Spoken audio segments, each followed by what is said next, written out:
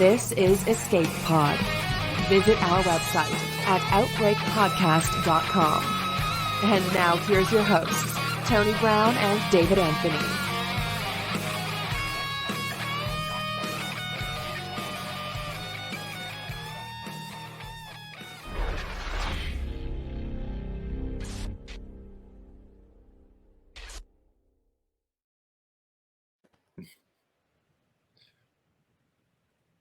Welcome out to this episode of Escape Pod.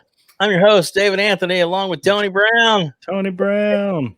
Who we got with us today? Today we have actress Liz Dillman and writer-director Shane Devon from Piper, Pence, and the Pandemic. Hello. Fantastic. Awesome. Welcome, guys. Welcome very much. Thank you very much for having us. Thank you.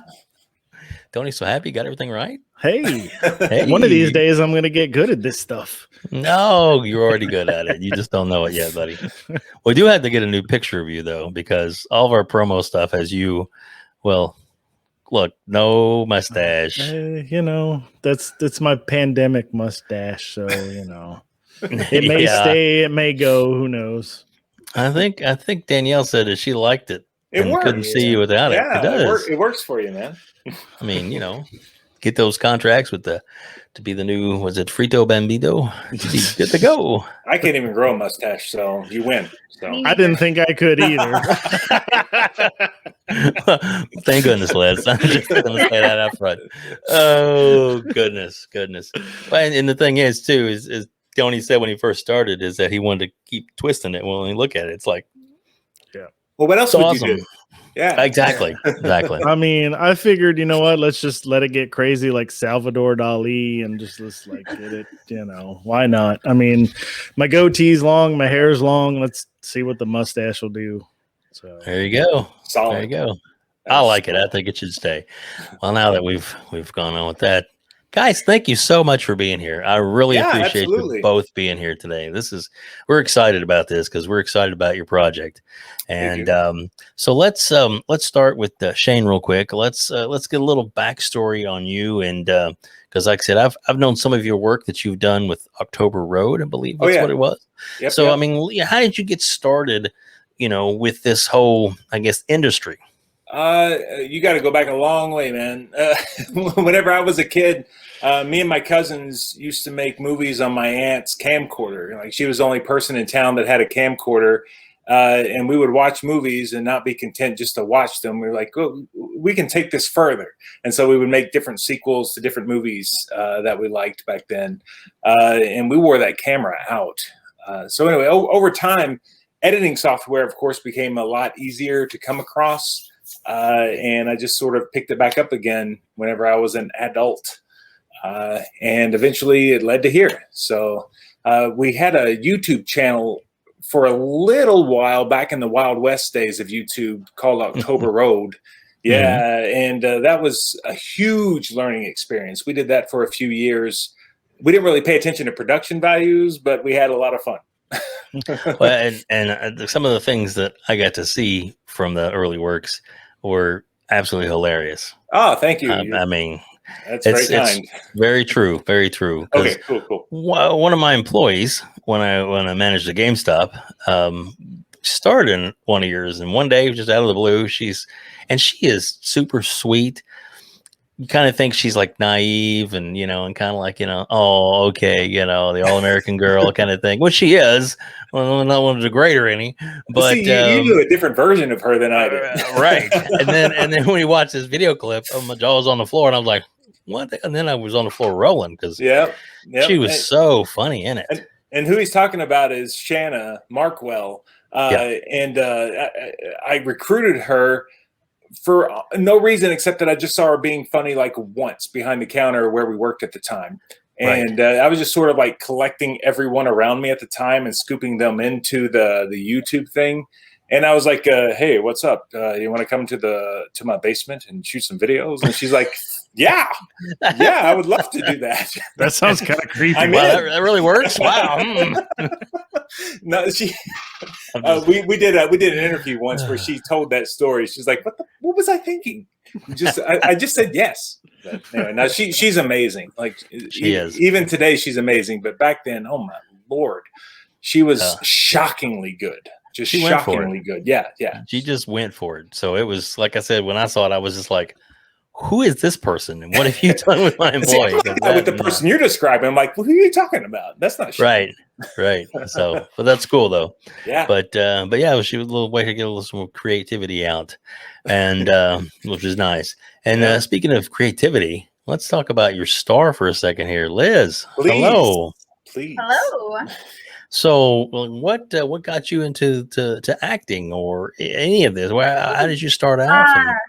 Goodness. So probably about 6 or 7 years ago. I'm homeschooled. I was homeschooled through my entire school career. So my mom, to get us socialized and out of the house, would take us to these co-ops, and through these co-ops we take all these classes. But one year they started a drama class. So I joined that, and that was kind of the bug that bit. I did a few shows with them. I ended up joining a camp with the Louisville Drama Project, now the Louisville Creative Arts Academy. I did their very, very first musical theater camp and stuck with the program throughout my entire high school career. So I was acting all throughout high school. When I graduated, I realized I don't have a show that I'm automatically just doing anymore. I need to go out and pursue that. So I auditioned with a couple of places. I got with the Corden Community Theater, Hartsville Little Theater, and my mom actually is probably going to be my my best supporter, because she will just send me like, oh, you should go audition for this one, even if I'm not actively looking for something to audition next month. Like, here's one, here's another, here's 3 more, and one of them was with Pico Productions. So I'm going to go. Yeah, you can thank my mom for that. Thanks, Mom. So I went to go audition for Shane for a project that was canceled because of the pandemic, but we're still kind of in the works. So that's how I got to know Shane. Yeah, I mean, that's pretty much my acting career. I've done Shakespeare, musicals, movies now. So I'm as versed as I can get. That's fantastic. That is. Well, me and Tony have both seen the project. I won't speak for him, but we've talked about it together, and oh my gosh, your performance in this is fantastic. It really is. Thank you. It made the whole thing. Yeah. It did. I mean, when you say you star in it, you really do star in it, you know, Yes. and even the, how can I say it? Some of the parts where you, I'm not saying break the fourth wall, but you're talking to the audience, and it's almost like, you know, you're playing both roles, because, you know, it's you, and then it's, you know, you're kind of talking yourself through this situation you're in. And that was a little easier to do because of my theater background. I'm used to addressing the audience in monologues and things like that. Well, it definitely pays off, because it is, like I said, we're very excited to be talking to you both today about this, and we're glad that you were a part of this. So let me go back to Shane for just a second. And so how did you, I guess, come up with the idea, and then how did this all come together to get you your finished product? Like she said, she auditioned for the feature that we were supposed to do this year, this summer, and it was called the Third Rock 5. And that was all canceled because of the COVID monster ate it all up. And so we were just sitting around doing nothing. And I didn't want to let the whole year pass without doing anything, especially after I met Liz, because I knew I wanted to work with her. I mean, she's so talented. And so I started thinking, what can I do that won't put people in danger, that I can kind of keep the pandemic restrictions in mind. And I came up with something that is just one character that will talk to the camera to sort of like keep things moving along. And I actually wrote this specifically for her. After I got to know her over, the few months after that she got the role in the Third Rock 5, I wrote it specifically for her. And I decided to write about like my own sort of feelings about the pandemic since it started, and my own kind of fears and frustrations, and then just sort of use zombies as a stand-in for COVID. Right. And so that's just sort of where it came from. Right. So Liz, I mean, that's got to make you feel pretty good that he saw that your talent and could get his vision across. Yes. Yeah. No, that does feel amazing to be recognized like that now. Yep. Well, there you go. Well, I definitely think he made the right choice. So Me just too. saying. There you go. There you go. What do you got, Tony? I watched it a couple more times. You know, I've watched it probably 3 times now, and then the first thing that came to mind was it almost felt like it was a pilot to an episodic, you know, not maybe sitcom. It could even go funny. It could go a little more dark. So, you know, I got that feeling at the end of it. That's I was fair. like, oh, Fair. okay, I want some more. And then also I was like, well, okay, is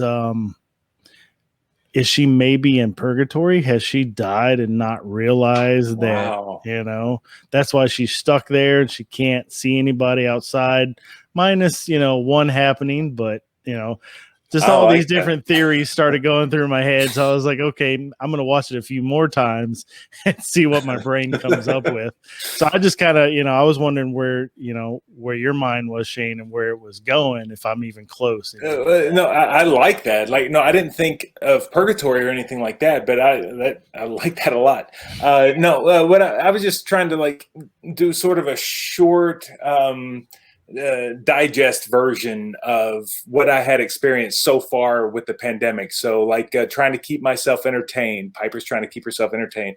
Like the threat comes really close to home. And, you know, my difficulties speaking to my mother, which, you know, we can call a therapist about that. But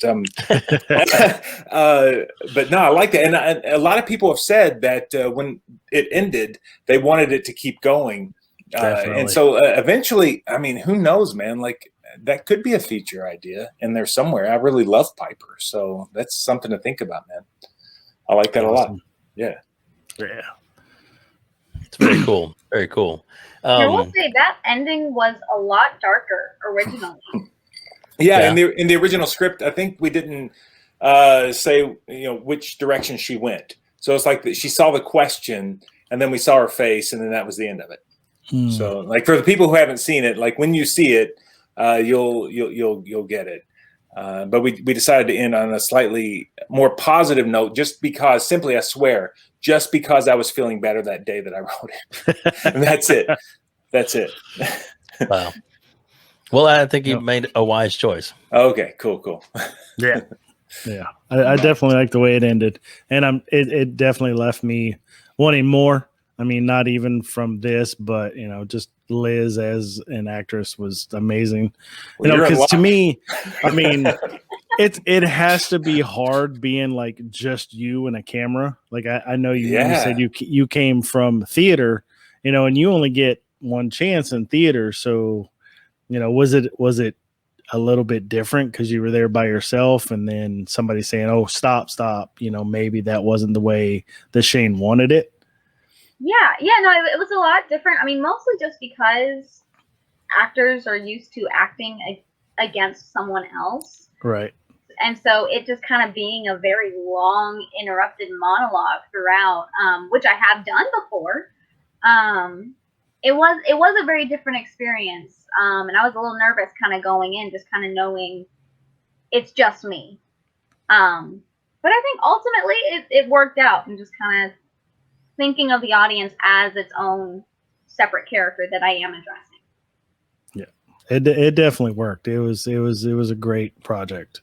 Nice. And you could tell she was from the theater because she would do these long takes with no mistakes. So like Awesome. there were no bloopers. So like there would be no blooper reel for Piper Pence. So she was a pro, man. She came ready to go. Awesome. Well, how about we let's do the teaser.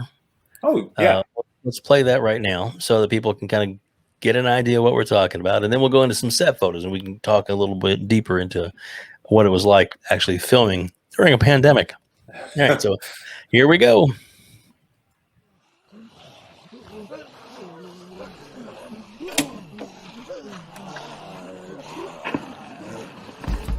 I always pictured the zombie apocalypse as a nuked out wasteland. Buildings burning, everybody gone, no electricity. But it's so normal. Just another day in the neighborhood. except, the dead roam the earth spreading a deadly disease. The world is shut down and nobody is allowed outside. But other than that, totally normal. See? Rolling down the hill, snowballs getting bigger. Explosion in the chamber, the hammer from the... That's so fun to see, guys. Nice. Love it. Very cool. Right. So who was doing the intro music there? That's Matil. So like she's doing the that's the music that's playing for the trailer. Her songs don't appear in the movie because I couldn't afford the license for the movie. But she's amazing. That's Matil covering the Beastie Boys. Okay. Yeah. I thought it sounded very really cool. familiar. I was thinking Beastie Boy vibes there. Yep. It's a really cool tune, man. It fit perfectly. And I promise, it says coming soon. It actually is going to come soon. We have one more. We've had to wait forever for it to come out because the producer wanted us to submit to all these different film festivals. And so we've had to wait a year for these things to clear. And there's one more. And then after that one clears, we're finally free to release it. Finally. That's cool. Yeah. Well, and when it is available for everybody to see, we'll put it on our Facebook and Instagram, and of course put the link up on our website, outbreakpodcast.com, so everybody can check that out. So like I said, we want more. That's all I can say. That's the biggest compliment I give you, is that after seeing it, we want more. I appreciate that, man. It's great. Well, we got other projects coming up that we can talk about in a bit if you like. All right. Yeah. Let's see about going over some of these set photos. Let's see here. Bear with me a second here. Sure. Dun, dun, dun. Yes. the phone call. I actually like this moment. I don't know how much we can give away. I guess we can give away whatever. I mean, like, there's really, if you're spoiled, it's not going to ruin anybody's time, I don't think. Spoiler alert here. Yeah. But this scene, she's talking to her mom on the phone, and she's trying to kind of get across to her that she's sort of starting to feel scared, but like her mom can't hear her. But Piper has the audience sort of as her friends. And I just really like the way this is portrayed here. So that was one of the things that got my theory going, that she was in purgatory because she was all alone no matter what she was trying to do. Hey, Liz, do you remember like we kept making you mop the floor here? You did. I thought it was just an excuse to clean your house. It was. Gotcha. We gotcha. Oh, that's funny. Yeah, no, because Cassandra Baker was our makeup effects artist on this, and she kept spilling a bunch of blood on the floor, and we kept making Liz mop it up. Well, it was intentional, though, right? Of course. Yeah. All right. I really love just the look of the blood splatter too. Me too. I wanted to say real quick, Sure. Evander Hodges Sanders plays Piper's mom in the movie. So that's who she was talking to on the phone. And they were recorded separately, but that's who's playing the mother. Evander Hodges Sanders. She's amazing. She may be coming back for something. She is coming back for something. Nice. I like that. All right. So what about this one here? This is a little, I guess, a little more violent shot. Yeah, that's a zombie. That's the back of a zombie David Goebel. Yeah, no. Piper finds this creepy critter in her house, and she has to dispatch with it with great haste. And so that's what's happening right now. And Liz, remember, it was one shot. Yeah. The whole thing was one shot. We had to splatter Liz's costume, and we didn't have a backup at the time, so we had to get everything all in one shot. And so, like, we had to set up. Whenever we set up the shot, we weren't supposed to see any zombies at first. Okay, so she's got the shotgun, and one of the cast members was supposed to push it so that it looks like it's kicking against her shoder. And we did it twice. So worried about hurting me, and I said, "Just go for it. I'll take care of it later." Annihilate her. So whenever, we did it twice in rehearsal, and it was fine. And then on the actual take, the cast member pushed the shotgun in an incorrect way. It looked really unnatural, and Cassie splattered Liz, and like that was it. We couldn't use it, and so we had to sort of go back and rework the scene a little bit. And we're like, okay, we're gonna have to see the zombies, and that's where it came from. But that kind of thing happens, from what I hear, on movie sets. Yeah, but it worked out. Hey, Liz, how was it being splattered by all that blood? I was about to comment on that. It was fun to start with. It kind of helped with my reaction of getting splattered by zombie blood, just kind of something coming at your face. But I was stuck in that sticky, kind of wet, red, Syrupy costume, syrupy. It smelled like chocolate. That was great, but kind of being sticky all day was interesting. Oh yeah, because for the rest of the day you had to have all this gunk on you. Yeah, Yes, that's right. it was like in my hair, everything. Wow. And the fun thing is, we had to call you back for some reshoots, and we had to buy another costume, and so we had to recreate the look of the blood on your face, because we were able to use the old bloody costume, but we had to use the other one for the clean. Anyway, we had to splatter her face again, like a second time, and try to make it match what was already there. I don't know how interesting that is. Yeah, sorry about that. No. It is. I mean, 'cause Okay. that's the thing, stuff that she has to go through. Yeah. To get the end product done. Yeah, we loved the behind the scenes stuff. We actually had Cassandra on the podcast. Oh, Jesus, a while ago. Yeah, she's amazing. She's I love awesome. Cassandra. Yeah. Yeah, back at the old studio. That's correct. Yep. And so you said, what's this, the guy that is in the photo? What was his name? David Goebel. You know him. Jasper Jones. Jasper Jones. So what is that? Wrestling. That's from the wrestling world. Ah, okay. He's the ultimate bad guy, Jasper Jones. Yeah. That's funny. What was it? Who did he wrestle for? What was the name of that company? Do you know? No, I'm drawing a blank right now. He's gonna be so disappointed in me when he sees this. That's all right. That's all right. And also, I know him from Diamond Lanes. Also, yeah, my wife worked there for a while, and David worked there too. So that's actually how I got to know him, other than his wrestling persona. Okay. I got to actually know David from the bowling alley. I didn't mention it earlier. He was with us on October Road on YouTube. David Goebel and Kent Blue. So like they were part of our original trio. Nice. Yeah. Nice. Yeah. So maybe we'll have to have him on sometime too. He would love that. Like he would go sure crazy. He would. Like he would. If I called him right now, he would come over. That's funny. We send him a link. That's it. What's this? Click on. Oh, hey, welcome. Sorry, you were getting a shower. Oh goodness. All right, let's go to the hey, let's go to another shot here. There we go. Oh, I love this one. Oh, this one. Yeah. This one, Liz, you really impressed me here. We knew it was coming up, and it was meant to be a really emotional scene. And so I kind of like locked her in a room by herself. And I was like, get there or go home. No. Okay. Shane's a hard ass director. And, No. I gave her some time to kind of like find that space, and I kind of cleared the set, and she came out and we did this scene. Yeah, you kicked everyone out. Yeah, and they got mad at me, but who cares?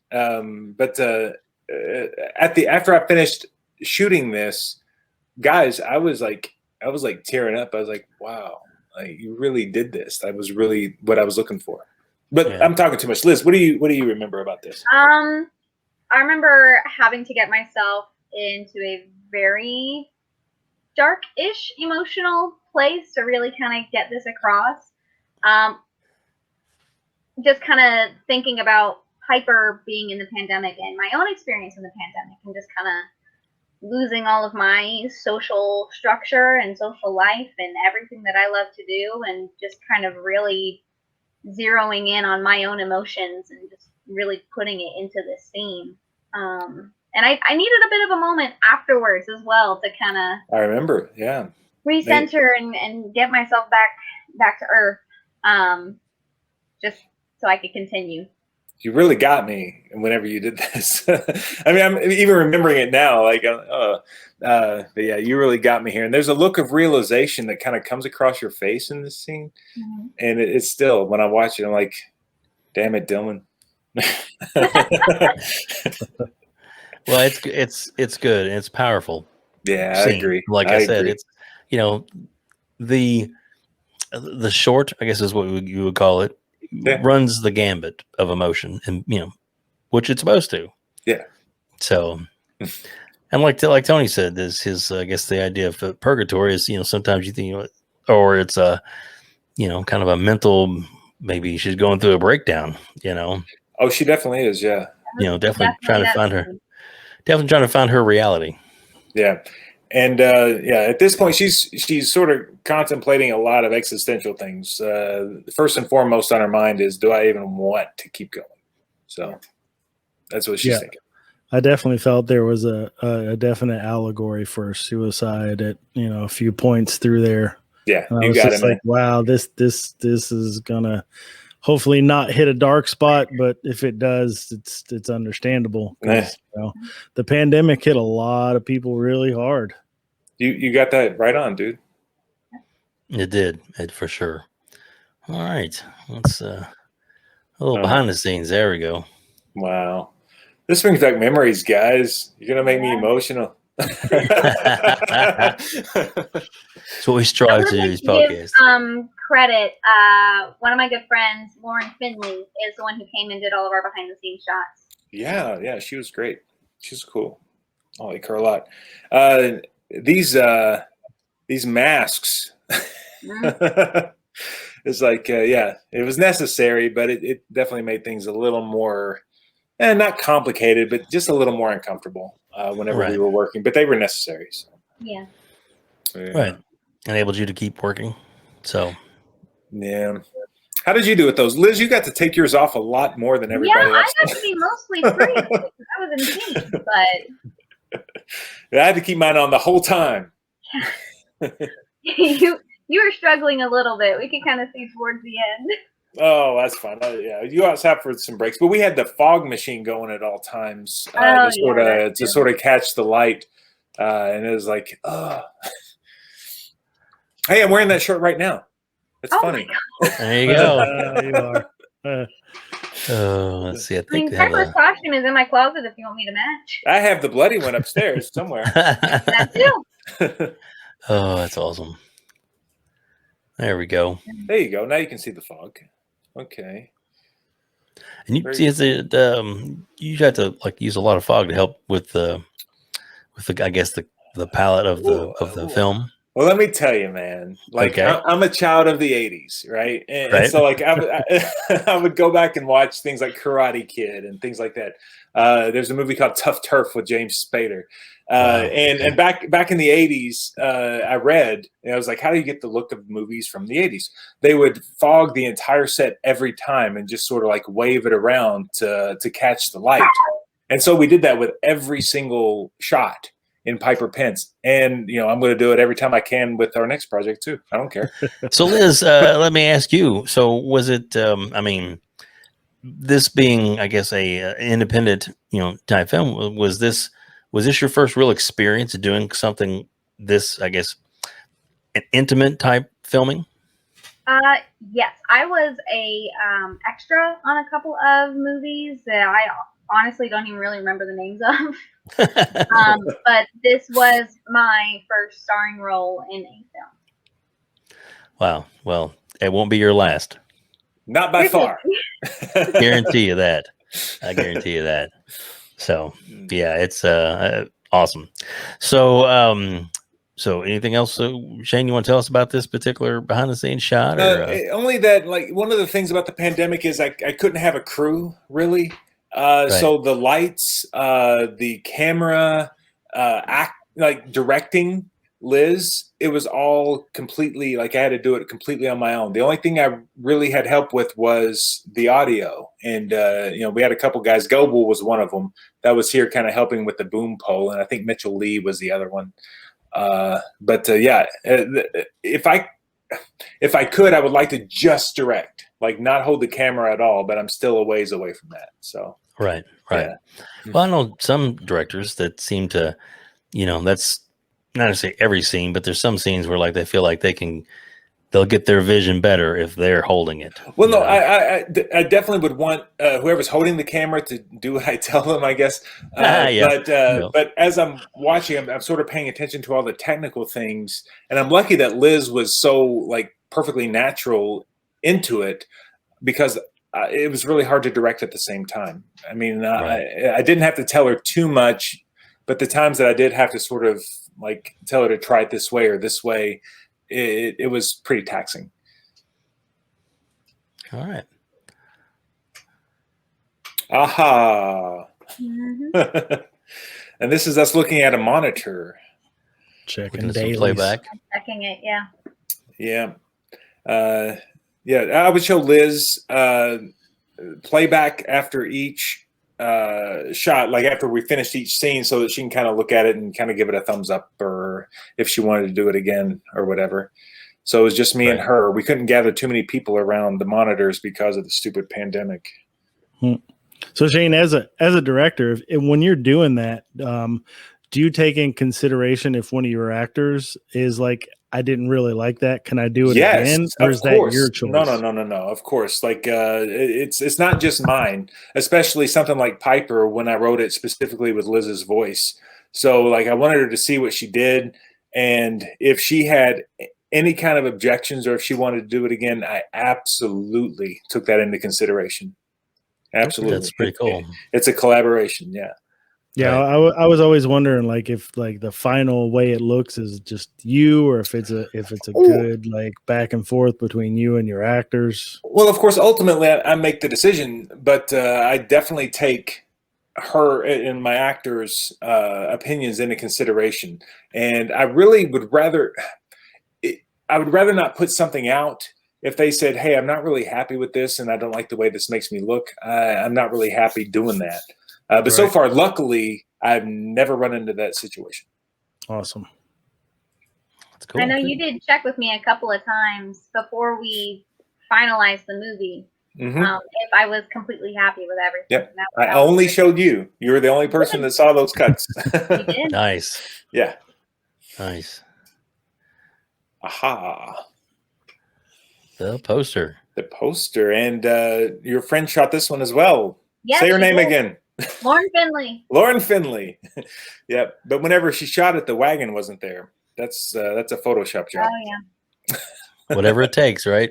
Yep. And okay, again, I'm a child of the 80s. So I was thinking, like, if I saw something in the video store when I was a kid, what would make me want to pick it up? And this was sort of the shot that we came up with. Yeah, you get the blood, the body in the wagon. Yep. Yep. And we also get like a nice nod to Back to the Future in this one too. I So see was that, pretty yeah. cool. Yeah. And I just realized that's Tinkertoon's colors. Yeah. Oh yeah. I just realized that. Yellow and red. That's our colors. Yeah. That's the whole reason that Piper had yellow all over her costume. Oh yeah. Yeah. And then the red was the blood. So was it hard to pick out this? I mean, like to choose the font for this? Well, it took me forever. I went through a lot of fonts, and then in the end, I found one that I really liked, and I had to pay for it. So, like, I had to pay for the license for the font to use on the poster. Right. But it was worth it, man. It was like $20, and I like it. So. Oh well, that's. Yeah, I was there thinking, how Yeah. much was that? But I wasn't going to ask because I was like, whoa. But It was like that's- $20. That's not bad then. So Yeah. but that gives you the rights to use it forever, or just for No, forever. this particular project. No, Okay. forever. Now, forever on print. So, like, gotcha. if we ever release the movie wide, I have to sort of like figure out what I'm going to do with that. So I'll probably do what they did in the 80s, where like there's a really sweet font on the poster, but in the movie it's just like plain. Yeah. I think Monster Squad was one like that, if I'm not mistaken. Probably. Yeah. Yeah. Yeah. But, New Times Roman. I like it. But man, Liz, you were such a sport when we were shooting this poster, because we had you do a ton of different poses. Yeah, it was kind of after a long day too. Yeah. And the poses were ranging from cool to completely ridiculous. Yep. And you just did it. Again, Nice. I'm completely used to that in my actor world. We have to get a little bit stupid sometimes just to get where we need. I want to make a troop. That's our motto. Like, we get a little stupid sometimes. I like that. Yeah. I like that a lot. That's funny. I love it. The poster definitely worked because it's definitely an eye catcher because you're kind of like, okay, what's this kind of innocent looking, girl next door doing with a possible dead body in a little red wagon? I gotta watch what's going on here. Blood everywhere. I love that Yeah. red wagon scene, by the way. That was really cool. I wish everyone that was like listening or watching had seen the movie so that we can talk about more. Or they Right. can rewatch the podcast after they see the movie. Aha! Exactly. There you go. I like her thinking. Best actress. Hello. There we go. Oh man! It's probably one of the crucial parts in the movie right here. Yeah, the last thing. But the last thing we shot. But did we have pickups after this, Liz? We did. Okay. So this was the last thing we initially shot from the first script. And this is her kind of making her big decision at the end.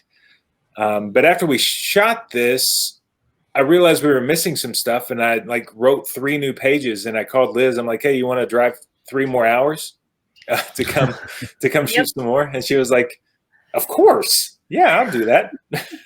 Nice. All right, Liz, I'll let you talk. What do you remember about this? Well, I remember when I first saw, when you sent me this clip, I just, as an actor, I like looking at myself. I think it's very fun. But just kind of seeing it being so bleak, and then just right at the end, this iconic little smirk. Isn't it great? Yes. This is a great I screenshot. really like that one. Yeah, man. Yeah. This is Piper's Decision right here. And a really cool song kicks in here. That was actually produced by Jack White, but I digress. Oh, but that's cool. Now, I mean, to get a song by Jack White, how'd you get that? Oh no, it was produced by him. It was by a group called the Black Bells, and I just wrote his nephew who runs Third Man Records in Nashville, and I said, "Hey, can I?" And he goes, "Hey, yeah," and that's it. Nice. I just asked. You print that off, you put that on file, and you're like, everything comes up later, and be like, "Oh yeah, he said we could do it." No, I had to sign a contract and stuff, but yeah, there you go. He just to any filmmaker out there, if there's a song you want, if there's anything you want, any element you want for your film, don't be afraid. Just ask. That is all I've ever done, and I've never heard no yet. So just ask. That's all you have to do. Well, Nikki Sixx has never gotten back with me. Kickstart my heart for the podcast, dude. I'll take care of that for you. I'll take care of that for you. Thanks. I got Vince's number, but I don't have Nikki's. As long as it's not current Vince Neil singing. Oh, don't be mean. Don't be hating. Don't be hating. Look, he's a legend. Yeah, hey, Liz, okay. Did you stay in the hotel this night, or did you have to drive all the way back? I don't remember. I think I drove back after this. I think. Really? I'm sorry about that. I'm legitimately trying to remember. Yeah, no, because we had to do all of the stuff before the blood. The first, and then the second day, I had to shower to get everything out for this scene. But yeah, That's right. You showered before you came out. I even stayed up really late because my fiance was there because he's an amazing man and came to support me and I'm a fan. Nice. But we hung out for a little while afterwards for this too, so I got back even later. Wow. Nice. Oh, the iconic shot. That was actually written into the script as we see an iconic shot of Piper. Nice. Yeah.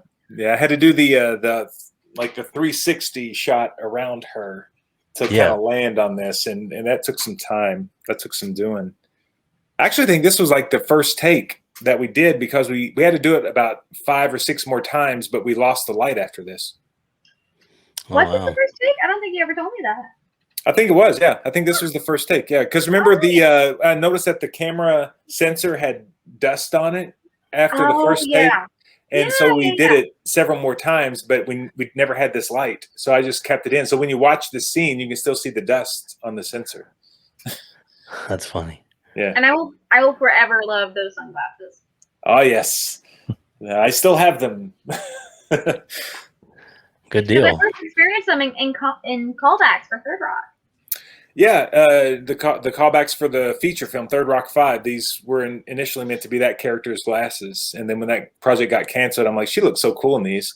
These are Piper's glasses now. Very cool. Very Maybe cool. maybe you can carry the glasses through everything you do, kind of like Raimi did with the yellow car. That's what she said. Yeah, that's what Liz said. Liz said that we should Good use these thinking, glasses Liz. in the next project. Why not? Yeah.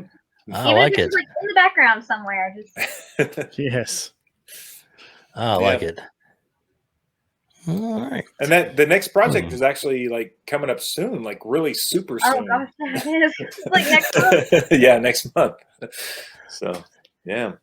Well, I guess let's get to what's left for Piper now. You say it's only got one more One more I guess festival to clear. festival, right? Yeah, And then after that, you're going to release it on YouTube. Vimeo. Yeah, Vimeo, it's going to be gotcha. a Vimeo release, but I kind of like to talk to our local theater and maybe get a screening for cast and crew and friends. Just for fun, you know. I definitely think you could probably do something like that because I Yeah. know like the Malco does things for like Mhm. $100 Yeah. for 20 people. Yep, And Camilla, the manager, she's super nice. Oh, you know the So- manager. Oh yeah, Message me after this. I will. She's a close personal friend of mine. Okay, cool. You see some of these movie posters? Just What? saying. Just saying. Oh, man. Yeah. Yep. Once the movie posters pulled down, what do they do with them? They go to Dave's house. Sometimes. My daughter also works there too, so Oh, we sweet. got you covered. Yeah, we can definitely at least get you in contact with the right person because it'd be I will nice. take you up on that for sure. Cool, very cool. But yeah, the so and that's pretty much after that. It's let's see what happens with it, right? See what the hopefully. So when you're in for festivals, and then when do you find out the results? I guess of some of the festivals. We've been finding out here and there, but our producer's eyes were sort of bigger than his stomach. So he submitted us to a lot of really major festivals, and they get thousands and thousands and thousands of submissions every year. So, I mean, it was worth a shot. Sure. But I guess next we're just going to release it, and then I'll probably submit it to some regional festivals after that. All the major festivals require like a world premiere. So I couldn't do anything with it until all those were over with. Right. Yeah. Well, like me and Tony were saying, it feels like that it is a it's like the start of something. I agree. Definitely. I'm sort of afraid all my shorts are going to feel like that. Well, So but the thing is, you have this in the can. You have this, so maybe someday you could go to a streaming service that does a lot of horror that really needs product and gives Yeah, man. opportunity. That would be, you never know what you might be able to come up with. I would love to go back to Piper and do something else. Yeah, I would love that. So, I'm just I mean, saying, it can I never shudder be a to bad- think what could possibly happen. Oh, you shudder. I do. Yeah, I do. I mean, it can never be a bad thing to write something that people want more of. No, never. I'm flattered. I love it. And Liz would probably be, I don't know, she might negotiate with you, right? probably maybe a little bit. A little bit. That's funny. Would you ever go back to Piper if we had something maybe? Absolutely. Okay, cool. There you go. I got the gears going. Sure, get back down there. Sweet. There you go. Got the gears going, don't we? So, Yeah. all right. Well, cool. So let's talk about what's next then. Oh yeah. I've cast Liz in another project that we're actually going to start shooting next month, and I told you about the feature that was sort of gobbled up by COVID, right? Right. Well, that sort of went away, and I lost pretty much the resources for that.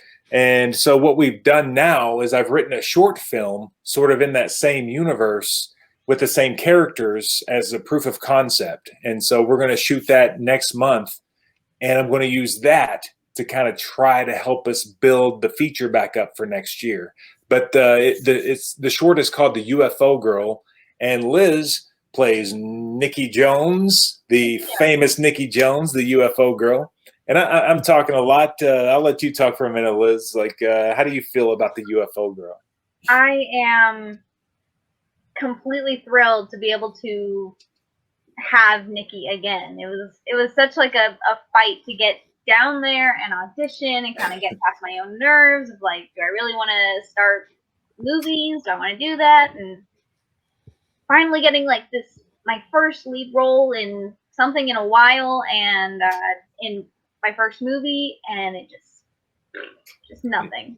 So Yeah. So no fault of your own, having though. her back is amazing. Nikki is my girl. Oh yeah, no, you are Nikki Jones. Like I'd written Nikki Jones without ever meeting Liz, and then after I met Liz, I'm like, oh my god, it's like she completely came off the page exactly the way I wrote her. So Nice. I'm so thankful I met Liz. Oh, well, it shows. Yeah. And that's good. And that's Yeah. good. Like I said, the performance that you get out of her and It's not is hard. awesome. Well, but it takes good writing to get good acting usually. Thank you. Just saying. Yes, Thank it you. does. So that's something to be proud of. Yeah. So Yeah. So we're going to shoot that next month in Cloverport, Kentucky. And Liz is co-starring with Evander Hodges-Sanders, who played Piper's mom in Piper Pence. very cool. And Yeah. Cloverport, that's like right across the bridge, right? No, it's a good 45 minutes away down Is the it? road. Yeah, on Highway 60. That's where I grew. I grew up in Breckenridge Right, County. And, but isn't it across the bridge from Hallsville?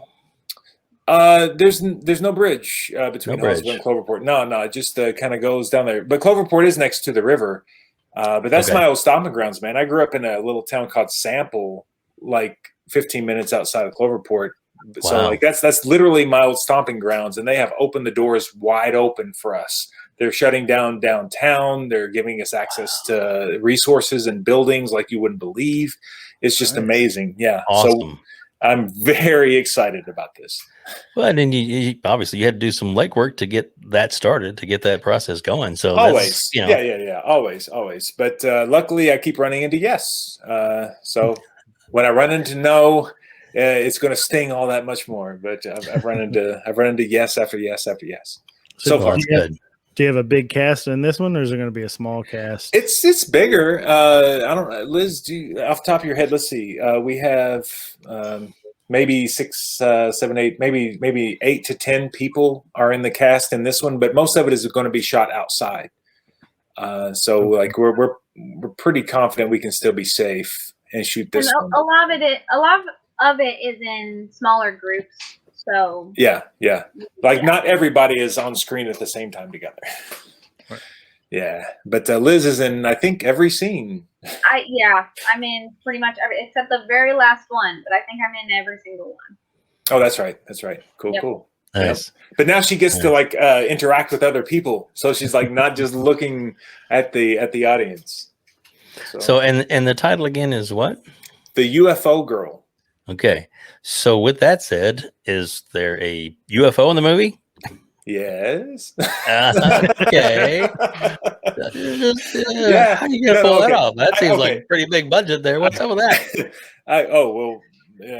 We have Mr. Rockefeller producing, but no. Nice. We the synopsis of the movie is that there's a small town in Kentucky that has become sort of a worldwide tourist destination because a real UFO has been parked above the town for 30 years, and nothing has ever come out, and nothing can get in. But that's sort of the backdrop. The movie focuses on Nikki Jones as she goes about her day-to-day preparing sort of mentally for her senior prom. But yeah, we are going to have a UFO, and Blender will be involved, and Nice. talented, composite artists will be involved. Very cool. Yeah. Very cool. Something that's go ahead. So no like 2 pie pans and a fishing string for the UFO? Well, we'll see. Yeah, we'll see. And I'm trying to find, if anyone knows anyone with a drone that wants to sort of help with a really cool movie, I'm looking for a drone guy right now. So I may know a drone guy. I'm not sure. She knows everything. Thank you, Liz. Again, There you go. welcome. There you I go. owe my life to you. Very cool. Or I think one of your producers, he might be able to find you somebody too. There's no or at least producers the other this time. project. Well, the there's other no- project. Oh yeah. You're pulling a favor from PJ. Oh, Yeah.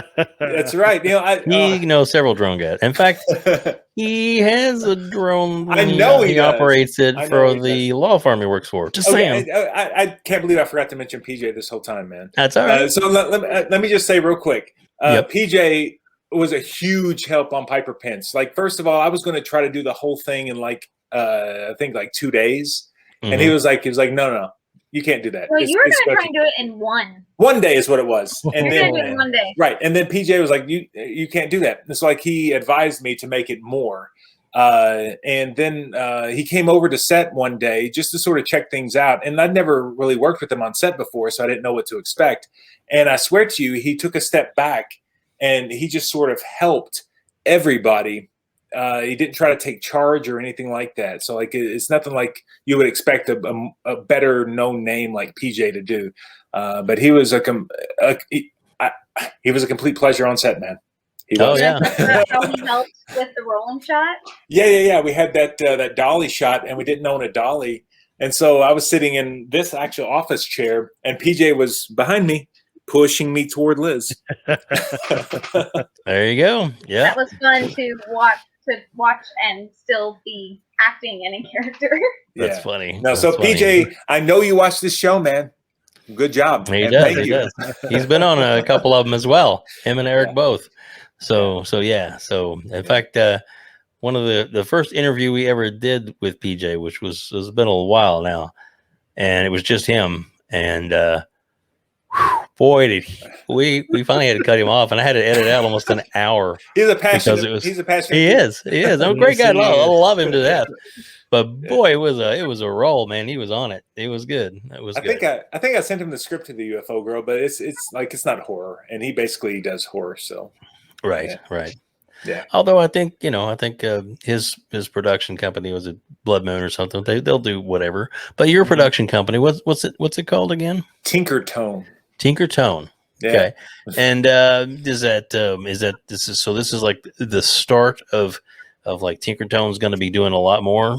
Yeah, well, Tinker Tone projects? started out as a record label, and we released 4 records, vinyl records, over the last few years. Yeah, and I would record people here and release them to vinyl records.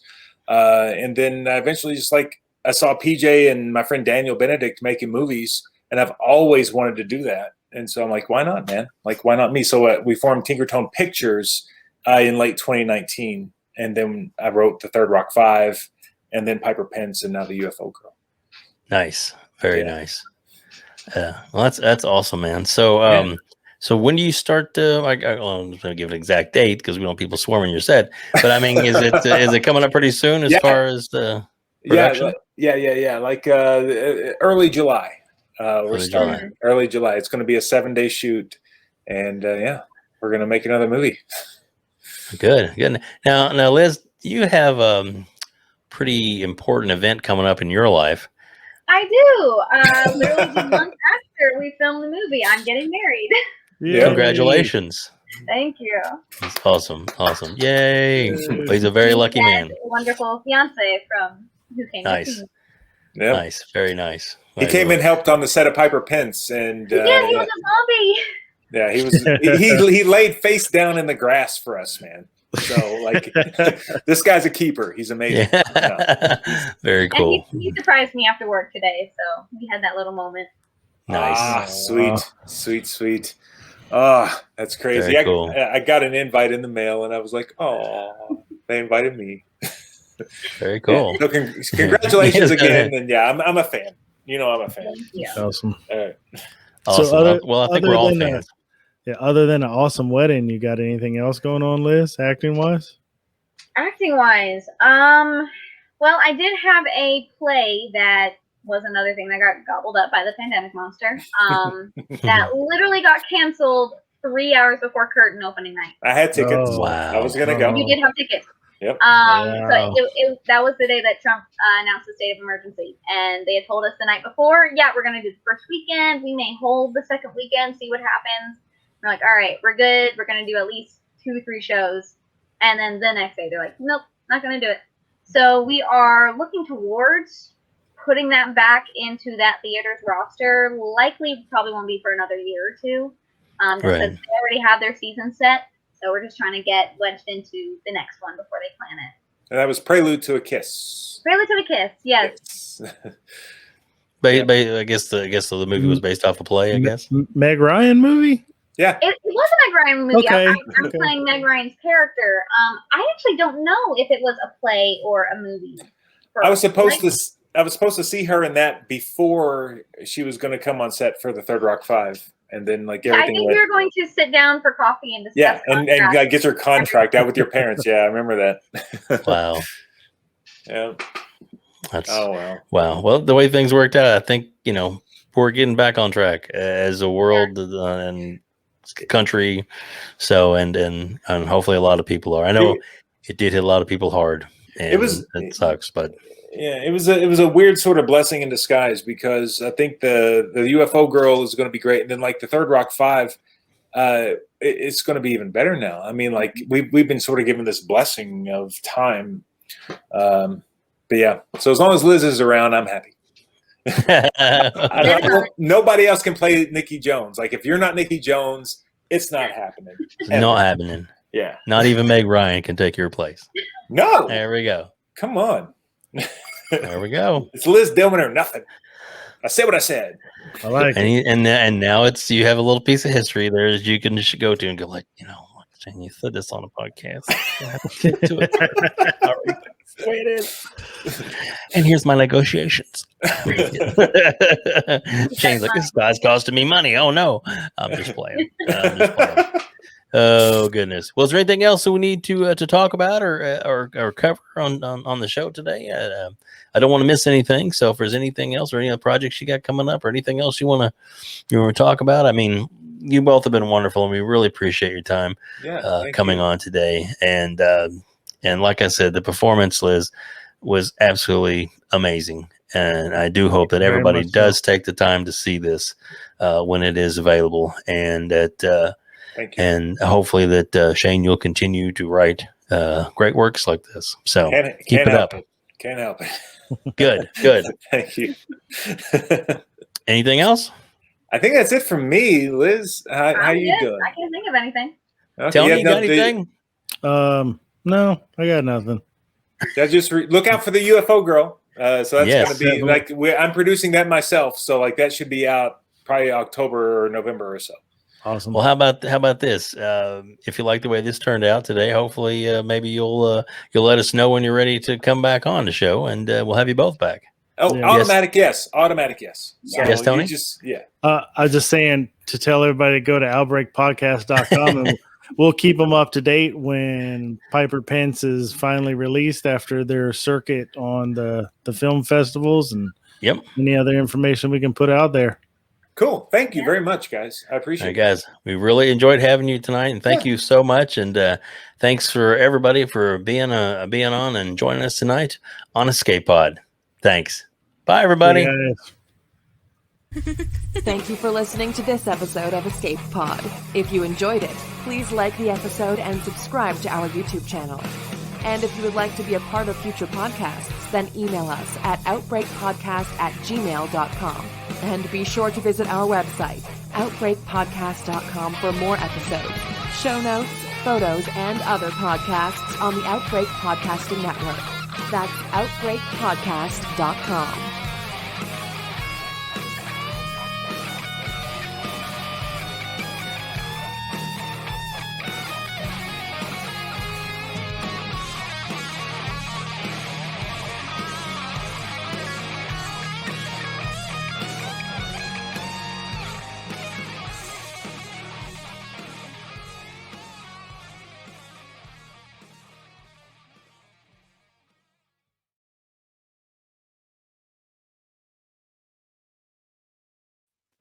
Done.